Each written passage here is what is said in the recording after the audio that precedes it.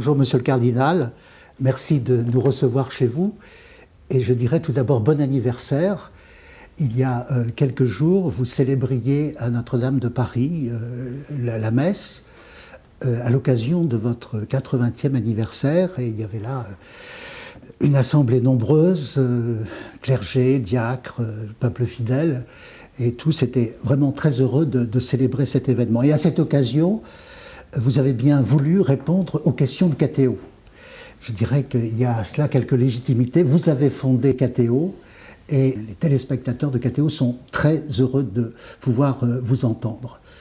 Alors j'ai choisi, puisque le sort est tombé sur moi, j'ai choisi de vous interroger sur votre vie. Mais on connaît votre vie parce que depuis que vous êtes cardinal archevêque de Paris, évidemment l'opinion publique a appris à vous connaître. Vous avez écrit un livre avec deux collaborateurs, Dominique Volton et Jean-Louis Misica, qui s'appelait Le choix de Dieu. Et grâce à ce livre, nous connaissons beaucoup de choses sur vous. Donc je ne vais pas vous faire répéter le choix de Dieu, mais j'ai envie de vous poser une première question comme cela, de façon très abrupte. Si je vous pose cette question, quel regard posez-vous sur votre propre vie ? Ma pensée la plus constante, c'est de m'étonner dans tous les sens du mot. Je ne dis pas de m'émerveiller toujours, mais d'être surpris par la précision de ce que j'appelle les ordinateurs divins, les ordinateurs d'en haut. On peut aussi parler des anges, c'est plus souple et plus vivant que les ordinateurs. Car j'ai toujours eu le sentiment d'être mené par des circonstances imprévisibles et pourtant d'une parfaite logique. Quand, par exemple, le pape Jean-Paul II m'a nommé évêque d'Orléans, c'était un tel bouclage de l'histoire qui remontait presque à mon enfance, d'une certaine façon, puisque j'ai entendu parler d'Orléans dès la classe de 6e par un professeur qui Orléans était le centre de la France, en tout cas le centre de la Gaule. Et m'y retrouver là, j'étais persuadé que la boucle était bouclée. Et je cite ça parce que c'est très compréhensible, mais pour maint détail, infime même, les choses se sont toujours ajustées. Voilà, j'ai l'impression que c'est Dieu qui mène le bal, et non pas Satan, comme dans le Faust. Vous vous sentez comme, je le dis au sens de Georges Bernanos, un peu vraiment comme prédestiné. Je n'ose pas dire ça. Oui. Je n'ose pas dire ça parce que c'est excessif. Mais certainement, le dessein de Dieu se sert de moi comme il se sert de beaucoup d'autres. Mais il y a beaucoup de choses que je n'aurais pas pu faire de moi-même. Je veux dire, je n'aurais pas pu imaginer le concours de circonstances, ni anticiper les conséquences des décisions prises ou des choix faits. Et en tout cela, je reconnais des dispositions providentielles que j'ai souvent pressenties, sans pouvoir les étayer sur autre chose qu'un jugement concret. Enfin, je me souviens par exemple qu'après les Journées mondiales de la jeunesse à Toronto, j'ai eu le sentiment que c'était une dernière phase que j'avais à vivre. Ça n'a rien d'extravagant de penser ça, compte tenu de mon âge, et du calendrier, et du reste. Mais c'était vraiment une nouvelle phase, et du coup ça m'a aidé à avancer, non pas en attendant que ça se passe, mais à anticiper. Et pour ça j'ai rencontré la lucidité du pape Jean-Paul II, qui, au moment où je lui ai posé les questions décisives, m'a répondu avec le même présupposé qui m'habitait et que je ne lui ai pas dit. Ce qui est merveilleux. On anticipe un petit peu sur le déroulement de cette émission, mais vous parlez de votre rencontre avec le Saint-Père. On sait, parce qu'on a eu des témoignages, que le Saint-Père a longuement prié lorsqu'il a eu à prendre la décision de choisir un successeur au cardinal Marty. Mais votre première rencontre avec Jean-Paul II, c'est avant votre nomination à Paris, ou vous le connaissiez déjà avant ? Je ne le connaissais pas. C'est vrai. Et quand je l'ai rencontré, j'ai l'impression de l'avoir toujours connu. Mais vous avez eu le sentiment que Jean-Paul II vous connaissait. Jean-Paul II a été, jusqu'à sa mort, celui avec qui il m'était le plus facile de parler librement de tout, y compris de l'Église. Et non seulement parce que il y avait bien sûr la distance révérentielle, respectueuse, c'est le pape, et puis un personnage étonnant. Bon. Mais j'ai parlé librement, sans craindre ni les malentendus, ni les incompréhensions, ni l'ignorance, ni les préjugés. Et cette liberté de l'expression était quelque chose de très précieux, beaucoup plus qu'avec n'importe quelle autre personne dans ce monde, y compris des évêques dont je suis très proche. Rétrospectivement, pardonnez-moi, mais il y a quelque chose d'un peu fascinant quand même dans cette rencontre entre vous et lui. Lui venant, je dirais, du cœur de la tragédie européenne. Oui. Hein, parce que venir de Cracovie, ça n'est pas rien. Être archevêque de Cracovie, quand on connaît l'histoire de la Pologne, la tragédie de la guerre, celle qui vous a touché directement, et on ne peut pas ne pas penser comme cela qu'il n'y avait pas des vues de la Providence dans cette affaire, dans cette rencontre entre vous et lui. Lui, d'où il venait, et vous, d'où vous veniez. Toute mon histoire est improbable de bout en bout, ou imprévisible, disons. Mais avec Jean-Paul II, je savais qu'il savait, car la guerre, les massacres, les arrestations, les camps de concentration, les persécutions de toutes sortes, il les avait vus de ses yeux. Et donc, sa Pologne était très différente de ma France. Et je sais qu'il avait une grande affection, un grand respect pour la France aussi et sa culture. Mais je n'avais pas besoin de beaucoup de mots pour que je sache qu'il comprenait ce que je voulais dire. Bien que nous soyons de deux mondes totalement différents, d'une certaine façon, nous étions du même monde. C'est mon aîné, c'est le pape, c'est un intellectuel de haut vol, c'est un homme d'un génie aussi, de la relation et de la bienveillance. Bref, je mesure tout à fait la distance. Mais à la limite, malgré toutes sortes de différences évidentes, c'est un peu comme la rencontre de quelqu'un qui vous est très familier, au fond, dont vous pressentez ce qu'il pense, ce qu'il sent et ce qu'il va dire. Bien que ce qu'il a fait était très surprenant pour tout le monde. Je ne sais pas comment dire les choses mieux. Ouais. J'ai le sentiment aussi que le jeune homme que vous êtes, qui sort de la guerre, qui commence, je crois, des études à la Sorbonne, oui, au quartier latin, évidemment, il est tributaire de tout ce qui vient de se passer. Mais peut-être que le sens prospectif, je dirais presque prophétique, de ce qui s'est passé, on aura à le méditer très longtemps. Et peut-être que le pontificat de Jean-Paul II et votre propre épiscopat va correspondre à un moment où toutes ces choses vont venir en quelque sorte à maturité. Est-ce que vous n'avez pas ce sentiment? Peut-être. Il y a un titre du Père de Lubac qui me paraît résumer ce sentiment. C'est le drame de l'humanisme athée. C'est exactement cela. Un magnifique humanisme, avec des prétentions énormes et des résultats évidents. Mais le drame d'où il naît et qu'il suscite est aussi lié à son athéisme, mais un athéisme chrétien, ou juif si vous préférez.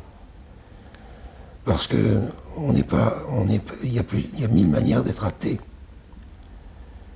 Les chrétiens, dans l'Antiquité, étaient accusés d'être athées parce qu'ils ne reconnaissaient pas les dieux de la cité, ni l'empereur. Et croire à celui qui a appelé Abraham, à celui qui s'est révélé au Sinaï, c'était aux yeux des païens être athée. Et l'athéisme occidental, c'est celui qui réagit face à la révélation de la transcendance Et pour les pays chrétiens, qui forment la majorité des pays d'Europe, face à la révélation du mystère de la présence du Verbe de Dieu dans l'histoire humaine, le Verbe fait chair, qui est une des figures les plus inconcevables à la pensée humaine, et en même temps la plus logique quand elle est acceptée et révélée. Car il est commun que les hommes se forgent des dieux à leur propre image. Et c'est souvent ainsi que de l'extérieur on conçoit le christianisme. Mais qui est familier avec la Bible et qui connaît un peu de l'intérieur le message du Christ et l'Évangile, et ce qu'il a suscité et ce qu'il suscite, se rend compte que ce n'est pas du tout ça. L'athéisme occidental, on l'a rapproché, peut-être avec raison, de certaines phases de la mystique occidentale. Les proximités avec la culture indienne ou toutes les grandes cultures d'Asie sont frappantes, leurs analogies, mais aussi c'est un monde tout à fait différent. Il y a vraiment il faut d'abord accepter la transcendance, la révélation de la Bible, l'élection, la présence de Dieu, non pas sous forme idolâtrique, mais sous forme de l'incarnation. Donc l'homme, image et ressemblance de Dieu, devient aussi le temple sacré de Dieu.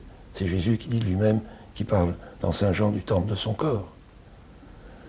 Et cette transcendance immanente, mais par dessein de Dieu, est quelque chose de tout à fait singulier, qui colore la représentation de l'homme. Et l'homme occidental athée est un homme qui vit, peut-être sans s'en rendre compte, une immense blessure. Et de Lubac a raison d'avoir dit le drame. C'est pas l'erreur dont il parle, c'est pas la catastrophe, mais le drame. Parce que c'est une séparation presque, j'ose pas dire mutilante, mais de la pensée, de la liberté, que ce monde qui a été libéré par la révélation de la transcendance,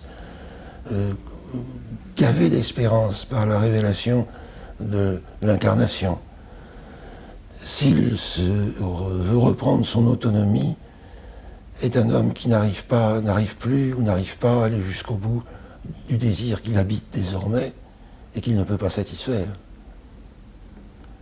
Alors ceux qui accusent les religions d'être la cause du fanatisme, du totalitarisme, disent une vérité qu'ils ne comprennent pas. C'est que, de fait, expérimenter la grandeur de l'homme et vouloir ensuite, pour devenir plus homme, se séparer de la source de cette grandeur. Autrement dit, la grandeur de l'homme, c'est qu'il est à l'image et la ressemblance de Dieu. Et un Dieu, non pas que l'homme a conçu, mais un Dieu qui se révèle comme singulier, transcendant, lui seul est Dieu. Et il nous aime comme notre Créateur et Père. Mais s'en séparer, c'est littéralement se désarticuler. Malgré, encore une fois, la grandeur et la réussite sous certains aspects de l'humanisme moderne. Monsieur le cardinal, vous avez prononcé le nom d'un de vos maîtres, le père de Lubac, que j'ai eu moi-même la chance de bien connaître dans ces dernières années. Mais il me semble que, justement, la présence d'un de Lubac, mais aussi d'un certain nombre d'autres maîtres, je cite comme ça de mémoire, Gaston Fessard, Jean Danielou, Louis Bouillet, dont vous avez célébré les obsèques il n'y a pas si longtemps. Voilà des figures phares. Je pense que ce sont des gens qui ont beaucoup compté pour vous au sortir de la guerre et dans le contexte de la culture française de l'époque. Ça a été une grâce, une chance inouïe d'avoir ces maîtres accessibles familièrement et tout au long de mon chemin, j'ai eu l'impression d'aller de découverte en découverte et puis surtout d'avoir affaire à une immense libération de l'esprit au contact de ces maîtres. Autant l'histoire de la pensée catholique ou de la pensée chrétienne au XIXe siècle témoigne d'une sorte de guerre et d'autodéfense, souvent apeurée ou critique ou très défensive. Je pense par exemple à ce qu'a été la discussion avec Renan, puis avec Arnac, puis tout le libéralisme allemand dans le domaine de l'exégèse, puis dans le domaine de l'histoire. Cette période de la fin du XIXe siècle, du début du XXe, au fond, je me félicite d'être né juste un quart de siècle plus tard et d'avoir pénétré dans l'univers de la pensée chrétienne un demi-siècle plus tard. Car à ce moment-là, j'avais encore pour maître certains qui étaient encore apeurés par les coups reçus et la défensive. Ce qui a suivi immédiatement, oui. Exactement. Ouais, ouais. Et ils étaient encore terrorisés par cela, n'osant pas affronter les questions, se défendant par crainte d'être suspectés d'être modernistes, et l'étant secrètement.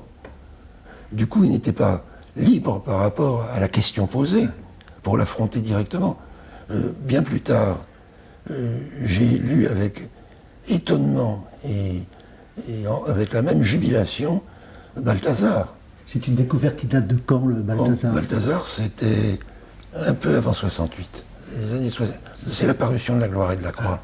Il faudrait peut-être dire pour nos téléspectateurs un tout petit mot. On dit Balthazar, il faut peut-être dire d'abord son nom, Hans Urs von Balthasar, père de l'église chez les Helvètes, comme disait le père de Lubac, donc un théologien suisse qui habitait Bâle, qui avait d'ailleurs comme vis-à-vis le grand théologien Karl Barth. Cet homme est aussi un des grands maîtres de la théologie contemporaine. Ouais.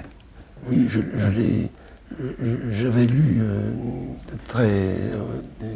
je ne sais plus, 23, 24 ans, j'avais lu son petit livre philosophique, vous savez, sur le livre m'échappe, là, le titre m'échappe, le premier. Qu'il a repris ensuite dans sa synthèse sur la phénoménologie. Oui, exactement. Ouais. Mais c'est tout ce que je savais de lui. Ouais. Et c'est quand a été traduit en français, il y avait un ou deux livres qui étaient déjà... L'un sur l'histoire, l'intégration, peut-être sur la théologie de l'histoire, oui. Non, je ne suis pas sûr que c'était déjà traduit. Ouais. Mais en tout cas, c'est quand j'ai parcouru puis lu le début de la gloire et de la croix que j'ai eu l'impression de respirer enfin dans un nouveau temps. Mais déjà Lubac, Bouillet et combien d'autres. Vous avez cité aussi Danielou, dans ces différents domaines, aussi dans le domaine de l'exégèse. J'ai eu la chance d'avoir des gens qui me donnaient l'impression d'ouvrir des portes. Ouais. Et même si certains étaient encore apeurés par les batailles du passé. Mais les batailles du passé, personnellement, je trouvais ça guilleret. Enfin, bien sûr qu'il y avait une bataille, mais moi, je ne faisais pas partie ni des blessés ni des cadavres. Et je trouvais qu'il fallait avancer et que c'était possible, et la preuve était là. Autrement, qu'est-ce qui était possible? D'honorer la raison, y compris la raison critique, de déterminer d'une façon précise, non pas ses limites, mais les conditions avec lesquelles elle pouvait permettre d'accéder à la vérité de la foi. Non pas la révéler à la place de la révélation, ni la justifier en dépit d'elle-même, mais l'espace de liberté pour la raison, de découvrir le mystère, et y compris pour reprendre les recherches critiques en décelant les préjugés méthodologiques. Parce que le grand mérite de toute cette période de certains maîtres, ça a été non pas de polémiquer avec la polémique antichrétienne ou rationaliste, mais d'être plus rationnel que le rationalisme, en mettant en évidence les présupposés méthodologiques et comment la raison humaine, cherchant la vérité, devait intégrer dans sa recherche la critique de ses propres limites. Je pense au rôle de quelqu'un dont on vient de publier les cahiers récemment découverts après sa mort. Je pense à Henri René-Maroux, et son livre, La méthode historique, je ne sais plus le titre exact, elle a été d'une importance capitale, parce que c'était poser le problème de l'histoire, de sa scientificité, en même temps de ses limites, et de ses limites d'efficacité, parce que ne pas poser les limites de la prétention scientifique de l'histoire, c'était fausser l'histoire. Et donc, être capable de faire la critique de la critique, non pas pour la détruire, mais pour la libérer et l'assumer, ça, c'est l'univers dans lequel je suis entré avec Allègresse. Parce que on pouvait accéder au trésor. Mais je voudrais encore rester un petit peu dans ces années d'après-guerre. J'ai prononcé un nom à dessein tout à l'heure, celui de Gaston Fessard. Je dis à dessein parce que vous m'en avez parlé une fois de Gaston Fessard dans un entretien, et je n'ai jamais oublié ce que vous m'avez dit. Vous m'avez dit, entre autres, que Fessard, en rentrant dans la collusion, disons, marxo, un peu chrétienne de l'époque, s'en prenait à une tendance que vous définissiez comme fusionnelle. Il y a une certaine fascination pour son temps, pour les idéologies à la mode, qui fait qu'on est complètement en fusion avec ce monde qui vous fascine. Et vous me disiez, c'est une attitude qui empêche la mission. C'est une attitude anti-missionnaire. Et vous faisiez crédit à Fessard de nous avoir libérés de cette fascination. Oui, je ne sais pas si je vous l'ai dit en ces termes, mais je le pense. Mais il a été assez méconnu. Vous l'avez connu vous-même? Non. Non. J'ai rencontré comme une fois, mais je n'ai pas été un de ses familiers. Son œuvre est difficile, et elle est loin d'être toute publiée. Et même les livres publiés ne sont plus dans le commerce. Oui, c'est une œuvre réservée au petit nombre. C'est très curieux, parce que c'est une œuvre majeure. Notamment sa triple dialectique de l'homme et de la femme, du païen et du juif, de l'esclave et de l'homme libre, en reprenant cette trilogie paulinienne assez singulière. Ces trois réalités, ces trois dialectiques ne se situent pas au même niveau, ni ne s'articulent de la même façon. Mais c'était quelque chose de tout à fait capital, et qui a été d'une fécondité considérable pour la suite des temps. Ça rejoint de façon tout à fait pénétrante ce que l'exégèse dite scientifique, dont Harnack, Harnack, je ne l'ai pas lu, mais Ratzinger, dans un de ses volumes, cite, je dis exprès Ratzinger, pour ne pas dire le pape Benoît XVI, parce qu'il n'était pas encore le pape Benoît XVI, cite une phrase d'Harnack qui dit que ce serait l'honneur des églises réformées de se débarrasser définitivement de l'Ancien Testament pour, je ne sais plus le dit dans ces termes-là, je cite de mémoire. Ce qui est vraiment le fond de la pensée, une pensée libérale et rationaliste. Et ça a été ça, j'ose pas dire la faute de l'Occident, mais la dérive ou la tentation de l'Occident. Et Fessard, lui, a retourné l'outil hegelien précisément pour que cet outil dialectique montre que même cette raison-là s'enrichit à l'acceptation des données du mystère de l'histoire et du mystère de l'homme et du mystère de Dieu. Je veux en venir maintenant directement à votre nomination comme d'abord évêque d'Orléans, puis archevêque de Paris. Les choses vont aller terriblement vite. Je rappelle que donc en 1978, il y a un nouveau pape. Et quel pape? Jean-Paul II.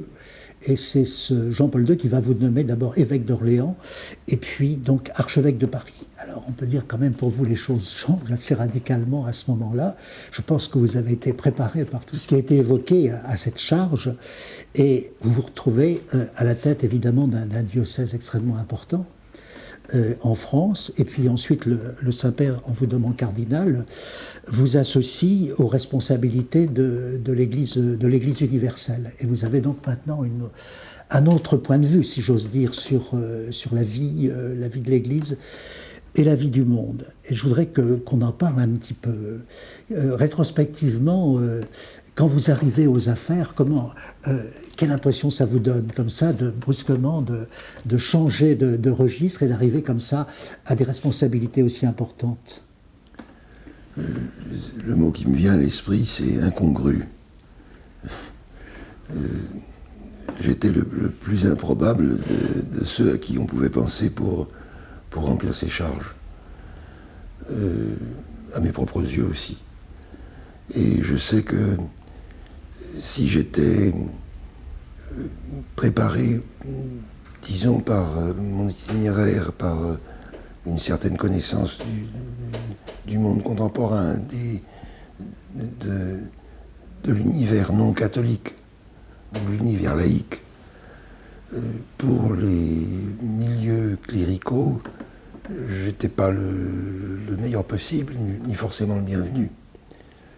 Je dis ça sans aucune trace d'esprit critique, mais c'est un pur constat. Et c'est vraiment par obéissance à un défi que le pape me posait en me nommant ainsi dans cette mission. Puisque j'y suis nommé, il faut que j'y aille. Voilà à peu près le sentiment dans lequel j'étais, mais bien conscient des inerties, des incompréhensions, des lourdeurs, et peut-être déjà des faiblesses, et de la société et du corps chrétien.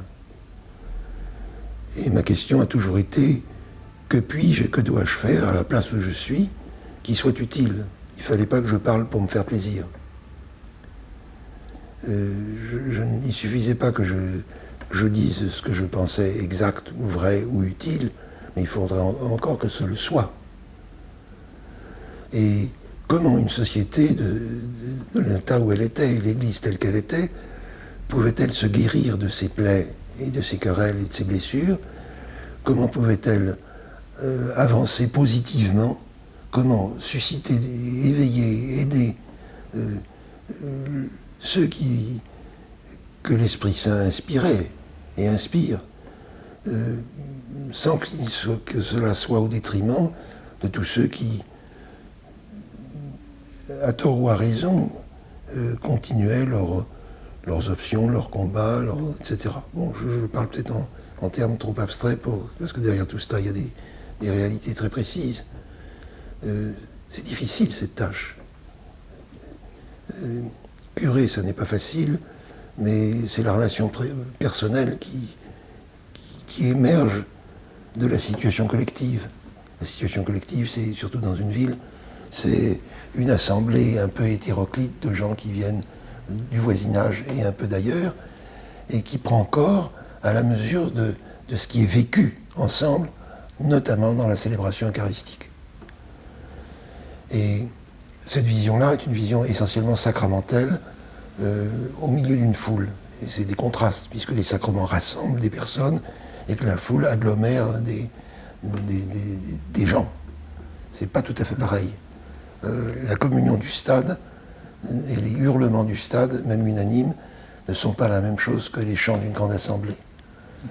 Mais enfin, dans cela, on peut se retrouver et on peut découvrir ensuite une relation personnelle. À l'échelle d'une église, d'une grande ville comme Paris, ou bien de l'église universelle, on est dans un tout autre domaine. Jean-Paul II en a donné un exemple tout à fait stupéfiant, par la manière dont, avec une simplicité linéaire, il n'y avait pas de stratégie de communication, il n'y avait pas de plan d'action. Il est allé visiter les églises.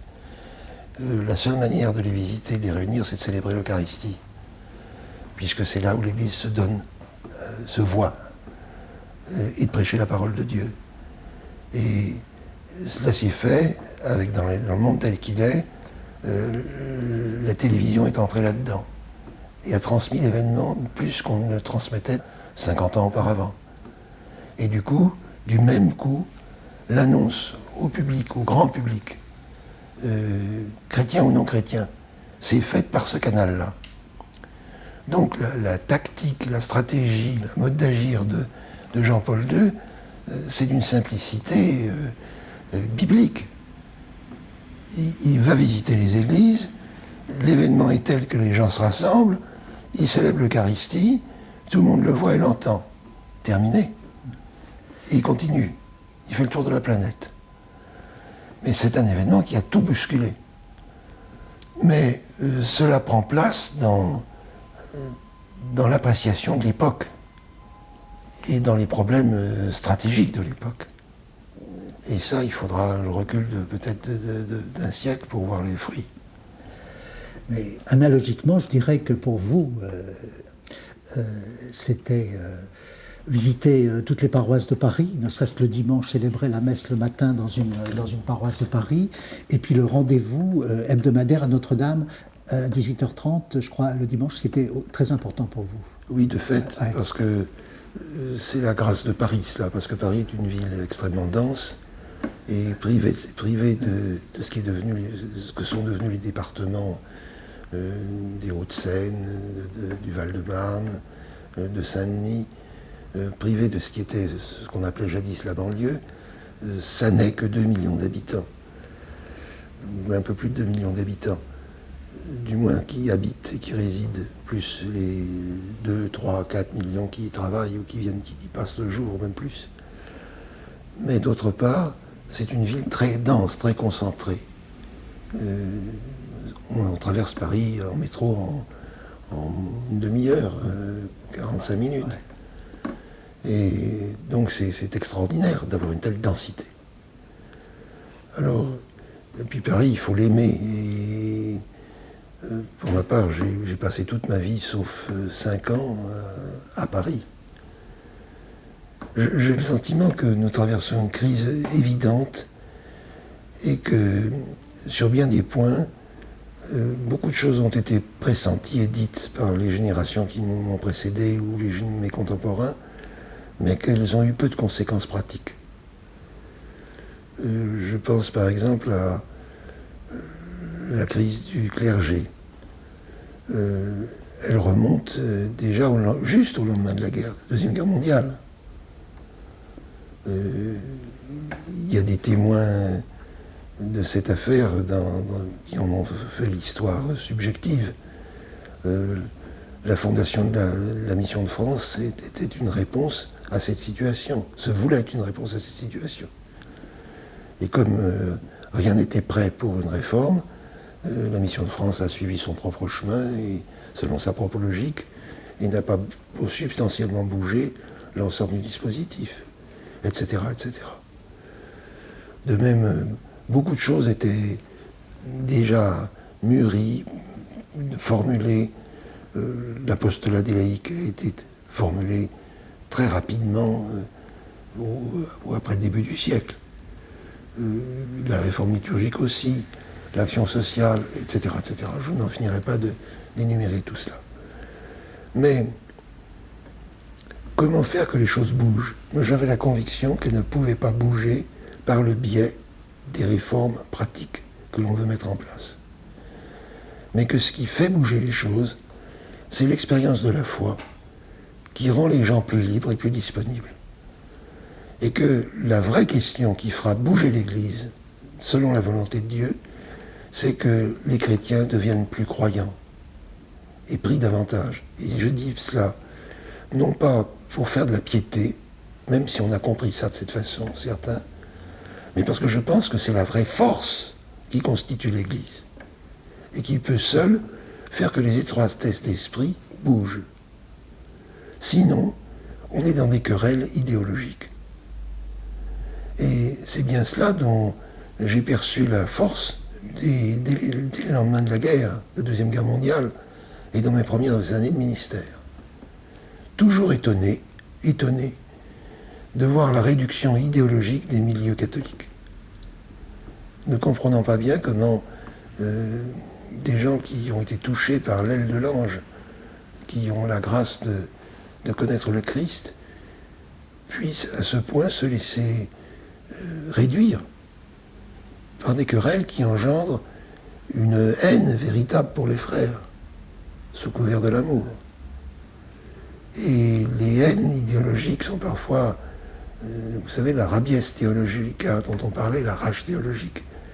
Les querelles théologiques, il faudrait dire plutôt idéologiques, suscitent des incompréhensions, des haines, des refus, des exclusions tout à fait étonnantes. Étonnantes quand on voit ce qu'est la logique chrétienne. Pratiquement réunir des catholiques de différentes appartenances idéologiques était un peu un défi ou un miracle. Alors c'est cela qui au fond m'a habité depuis le début, c'est qu'il fallait être très présent dans ce qu'on appelait un extérieur Parce que l'intérieur, c'était l'Église, et l'extérieur, c'était le monde. J'avoue que je ne comprends pas bien cette distinction.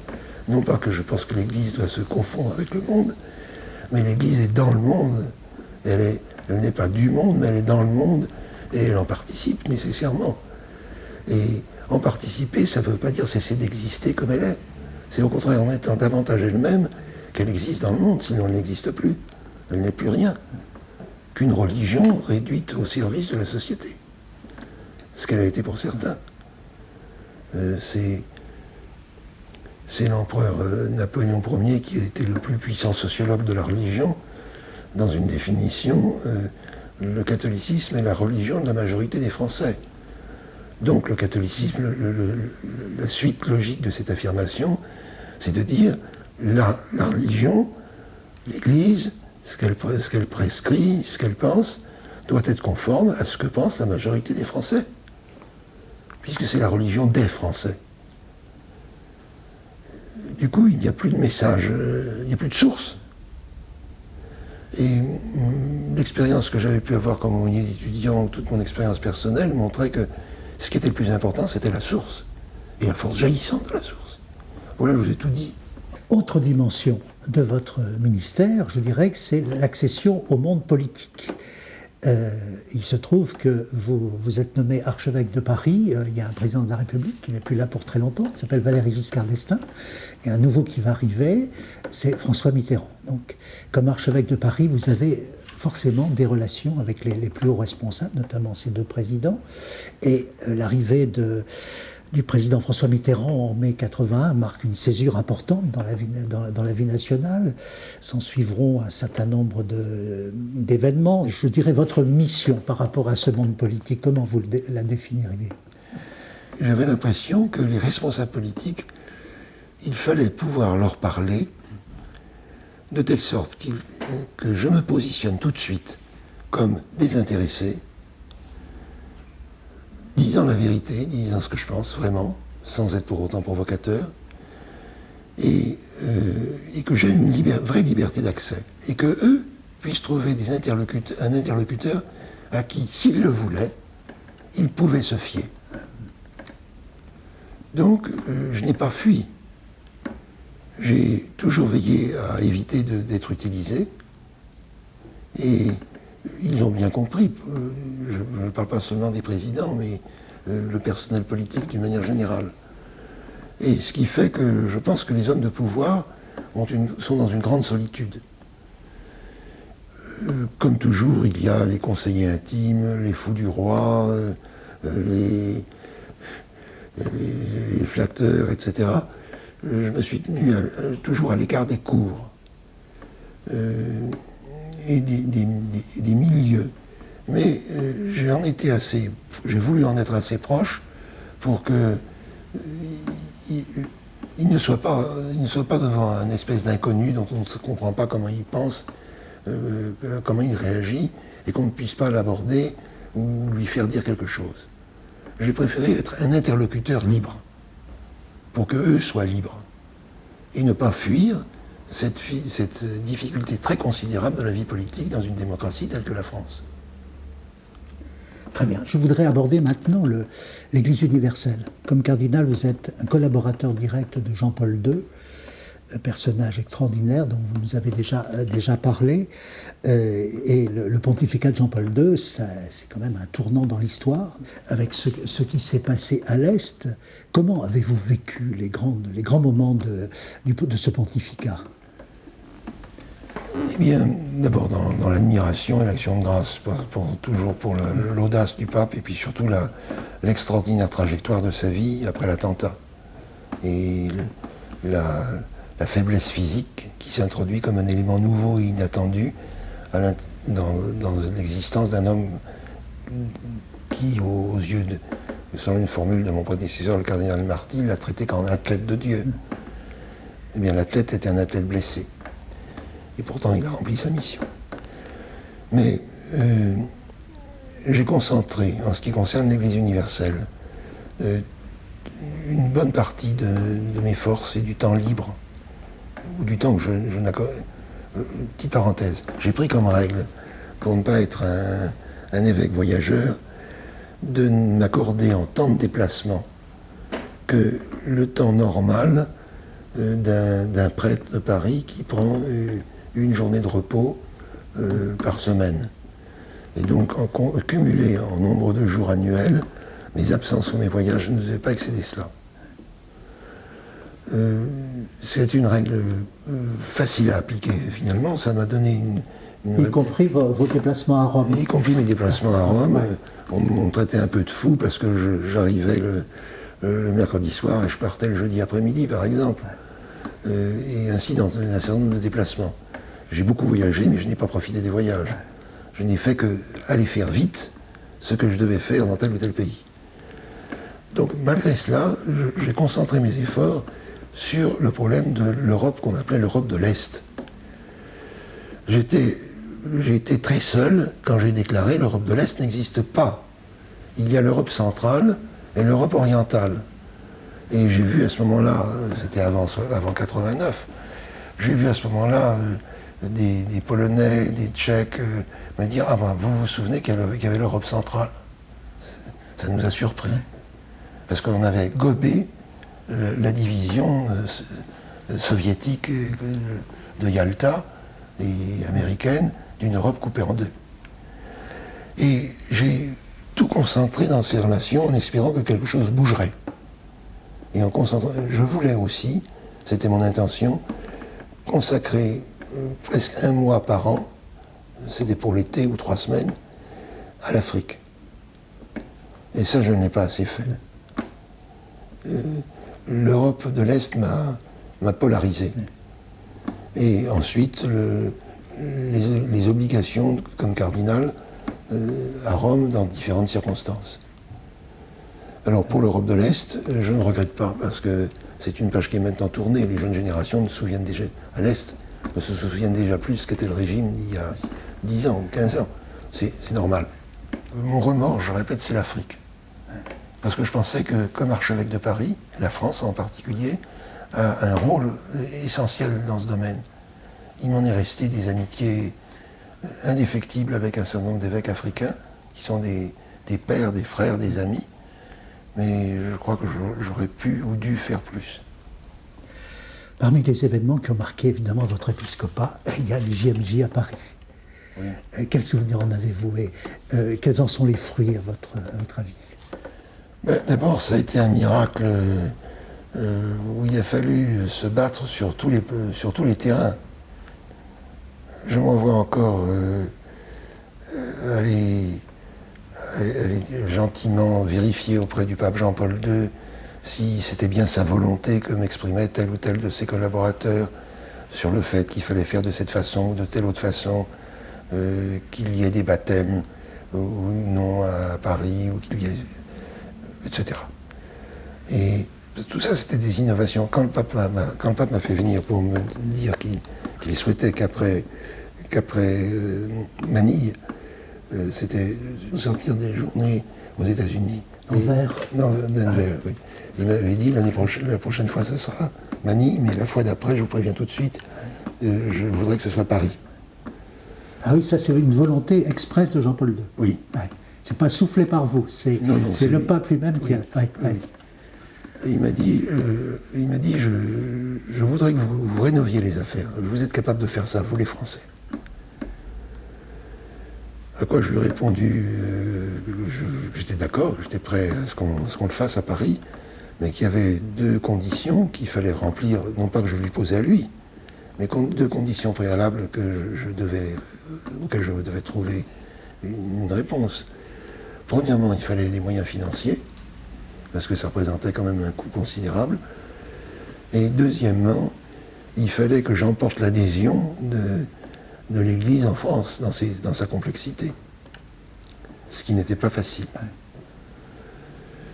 Et combien de fois, en ce qui regarde les autorités romaines, je suis allé voir le pape pour vérifier si ce qu'on me disait, c'était bien sa volonté. Alors, comme il était subtil et fin, il voyait bien où je voulais en venir. Et à un moment donné, devant telle difficulté, où je crois l'avoir dit tout à l'heure, on me disait mais non, il faut pas, on n'a jamais fait ça, il ne faut pas le faire, etc. Je dis, mais s'il le faut, je ne vois pas pourquoi on ne pourrait pas le faire. Alors le pape me répond, alors, je lui dis, mais c'est très simple, est-ce que vous ne pourriez pas quand même dire un mot qui permettrait de faciliter la réalisation? Mais c'est vous le chef. J'ai dit non, c'est vous le chef. Le mot italien c'est capo. C'est vous, le Saint-Père, qui devez. Alors il s'est mis à rire. Mais heureusement que j'avais cette espèce d'appui inconditionnel qui m'a permis de passer outre à des incompréhensions ou à des résistances. La jeunesse n'est pas éloignée et perdue de nous. Bien au contraire, elle est à la recherche de quelque chose. Et ça a été un événement de grâce, je suis persuadé. C'est ce qui s'est passé dans Paris. Et je rends grâce à Dieu encore d'avoir pu vivre ça. Monsieur le cardinal, aussitôt après la fin de votre épiscopat à Paris, des événements se sont produits dans l'Église importants. Il y a eu la mort de Jean-Paul II, et puis il y a eu l'élection de son successeur. Vous avez vécu évidemment ça aux premières loges. Je crois que ça a été un événement spirituel très important pour vous. De fait, je crois que j'ai compris, et avant même de savoir comment de le savoir avec certitude, que la mort du pape Jean-Paul II et la manière dont il a vécu sa fin de vie était pour lui un acte d'obéissance. Au fond, il ne dépendait pas de lui de donner sa démission.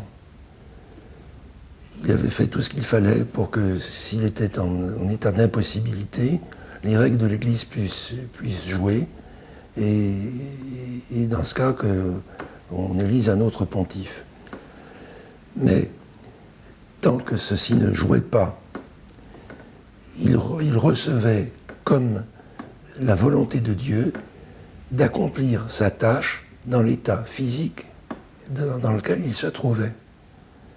Ce qui explique son comportement jusqu'au bout. Il a tenu avec sa faiblesse parce que Dieu lui demandait de tenir. Il ne dépendait pas de lui de partir à ce moment-là. D'autres auraient dû en décider si c'était nécessaire pour l'Église. Et donc il a fait ce que Dieu lui demandait. Et dès lors, sa souffrance et sa manière de supporter la déchéance de son corps, de prier et de continuer à témoigner dans cette situation, me semble-t-il, a révélé d'une manière bouleversante la vraie nature de l'Église. Parce que on penserait en termes d'efficacité, comme on penserait pour une grande firme internationale. Il faut prendre des trentenaires, des quarantenaires, des gens de 40 ans, 50 ans dans la force de l'âge, les payer très cher, leur faire les pieds au mur et qu'ils soient au sommet de l'efficacité. Or, c'est un homme malade, usé par la maladie, dont la parole peu à peu se paralyse, dont Dieu veut se servir pour faire son témoin. Ce qui prouve que l'essentiel de l'Église n'est pas dans l'efficacité humaine telle que nous la concevons, mais dans un autre ordre d'efficacité non moins humaine et réelle, qui est l'efficacité de l'amour pour Dieu dans la faiblesse et les blessures des hommes. C'est la force immense des faibles et la force immense de l'Évangile dont le pape, dans sa faiblesse, a témoigné, alors que nous attendions de lui le témoignage de la force. Alors ça, pour moi, ça a été et je crois que le monde entier a compris ce qui s'est passé au moment de ses obsèques. À mon avis, était le retour de ce qu'il a fait pendant tous ces 25 ans, en témoignant de l'Évangile au su et au vu de tout le monde, dans le monde entier. Alors, quant à l'élection de Benoît XVI, ça a été 24 heures étonnantes, vraiment étonnantes. Je peux raconter sans trahir aucun secret, je pense, auquel je suis tenu, que dans la semaine qui a précédé, nous avons passé un certain temps, il y a eu des communiqués qui l'ont dit d'ailleurs, donc c'est pas un secret, un certain temps à examiner les conditions, le règlement de ce que nous allions vivre au conclave. parce qu'il n'y avait pratiquement pas de témoins des circonstances passées, et le pape avait fait rénover les règles par un canoniste. Et surtout, on a, à partir de très vite, voulu échanger entre nous. Et ce qui s'est passé, sans qu'il y ait d'ordre du jour, puisque l'Assemblée des cardinaux était souveraine, chacun a dit ce qu'il jugeait utile de faire savoir aux autres sur l'état de l'Église là où il était. Et ce que l'on dit quand on se trouve dans de pareilles circonstances, entre frères, évêques, apôtres, successeurs des apôtres, c'est évidemment les difficultés, les épreuves. Et au fur et à mesure que les prises de parole s'accumulaient, elles étaient sincères, elles étaient sans phare, il n'y avait pas de dispute, si vous voulez, mais c'était vraiment une espèce de mise sur la table des données. Je sentais sur le poids des épaules de tous de plus en plus accablés. Nous disions, qui sera capable de porter un pareil poids? Tellement il apparaissait que il y a une beauté dans la vie de l'Église à travers le monde, mais il y a en même temps une somme d'épreuves, de défis considérables. Et d'où l'incertitude avec laquelle nous sommes entrés dans le conclave. Les uns disaient ça sera fini en quelques jours, d'autres disaient il faudra un mois ou deux ou plus, tellement il ne ressortait que le sentiment de la difficulté et l'inévidence ou d'un programme ou de personnes. Quoi qu'il en soit, je parle comme témoin, et avec mon impression qui est celle de beaucoup partagée par beaucoup de mes confrères. Nous sommes entrés incertains. Et ce qui a été déterminant, c'est le serment que nous connaissions, que nous avons dû à nouveau prononcer avant chaque demi-journée. Je n'ai plus le texte exactement en tête, mais devant Dieu qui me juge, nous étions sous le jugement dernier de Michel-Ange, devant Dieu qui me juge, je jure que j'ai choisi en conscience celui qui est le plus apte à remplir la charge. C'est ça la question. Qui peut remplir la charge? Et le consensus qui s'est dégagé très vite portait sur le cardinal Joseph Ratzinger. Et toutes les objections qui ont été faites à l'extérieur, les évêques du monde entier le connaissaient comme un homme de dialogue, d'une bienveillance, presque d'une timidité, enfin d'un respect pour l'autrui, pour la pensée d'autrui, toute une finesse. Il a été un ami et un compagnon très fidèle du pape Jean-Paul II. C'était donc respecter l'héritage en sachant que ce serait quelqu'un qui a sa personnalité propre, forte. Et ce qui m'a beaucoup frappé, c'est d'avoir, comme le prévoit le règlement que vous pouvez toujours lire, quand l'élection est acquise, on demande à celui qui vient d'être élu, est-ce que tu acceptes cette élection? Et je ne peux pas vous en dire beaucoup plus, sans risquer de trahir le secret du conclave, mais je peux vous dire que j'ai vu le moment où le visage du cardinal Ratzinger est devenu celui de Jean-Paul II. Et ce visage, c'est celui de l'acceptation. Le visage d'avant, c'était celui de la crainte du poids que mieux que personne il connaissait. Il connaît. Puisque pendant presque 25 ans, il a vu, entendu tous les évêques du monde. 5 fois, il a vu tous les évêques du monde. Tous les 5 ans. Et quand il a accepté, il a eu ce visage de paix, de paix, de joie chrétienne, pas de joie pour lui-même, que vous avez vu apparaître au balcon. Et les soucis ne lui manqueront pas, mais c'est certainement une succession tout à fait extraordinaire dont on verra le sens quand elle s'achèvera, parce que nous sommes tous dans la main de Dieu. Je prie le Seigneur de lui donner du temps. C'est une intelligence remarquable, certainement un homme de cœur aussi, un croyant et un homme de prière. Il a un talent d'aller au fond des choses et de ne pas esquiver les difficultés. Il ne tient pas le langage de cour. Mais c'est toujours d'une grande cohérence, d'une grande réflexion. Monsieur le cardinal, le Concile, incontestablement, a encouragé ce qu'on appelle aujourd'hui le dialogue interreligieux. Mais le grand texte, Nostra Aetate, qui était à l'origine de tout cela, privilégie, je dirais, ce que j'appellerais, peut-être de façon impropre, les retrouvailles du christianisme et d'Israël. Oui. Alors il s'agit là évidemment de quelque chose de fondamental dont on n'a pas compris, je crois, sur le moment, Vatican II, l'importance. Actuellement, il y a une confiance qui fait qu'un dialogue est possible et qu'il s'articule sur l'évidence suivante. C'est que nous sommes, juifs et chrétiens ou juifs et catholiques, fondamentalement du même côté face à l'évolution actuelle du monde, au moins sur quelques points essentiels. Du même côté, pas du tout en raison d'un complot judéo-catholique, comme il y aurait eu jadis un complot judéo-maçonnique, disent certains. Mais en raison d'un fondement commun, qui est précisément l'écriture elle-même.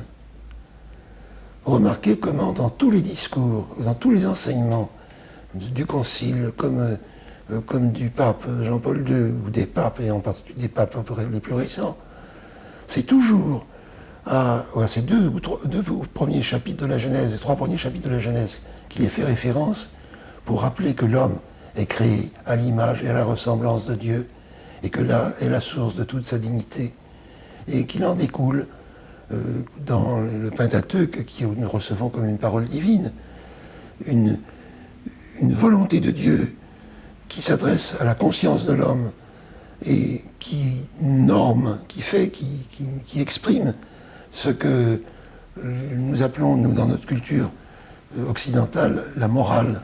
On dit plus volontiers l'éthique aujourd'hui, je veux bien.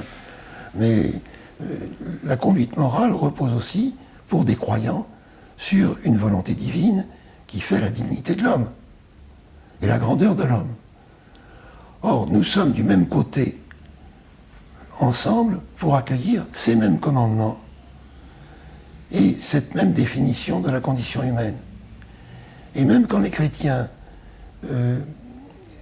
entendent le sermon sur la montagne qui commente les 10 commandements ou la révélation des commandements de Dieu, ça ne supprime pas ces commandements, ça leur donne un goût particulier et un niveau d'exigence connu en Israël par certains, je parle dans la tradition juive, ou bien spécifique aux chrétiens, mais nous sommes du même côté sur des points essentiels pour la défense de l'homme et la vraie dignité de l'homme fondée en Dieu et la dignité des lois qui repose aussi, pour les croyants, sur la révélation divine.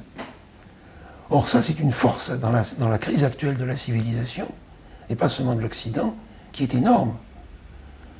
Il n'y a pas à comparer les forces, mais savoir que nous sommes du même côté fait que le dialogue change de sens. Et on voit aujourd'hui des événements auxquels on pouvait difficilement imaginer il y a 50 ans.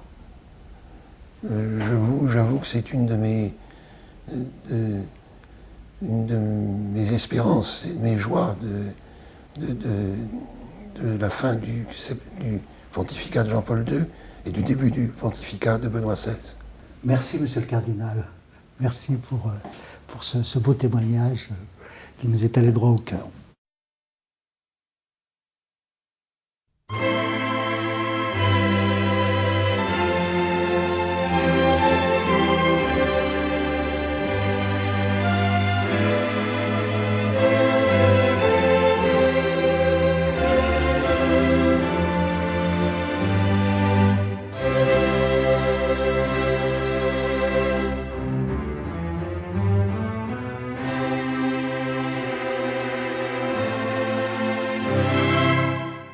KTO ne vit que de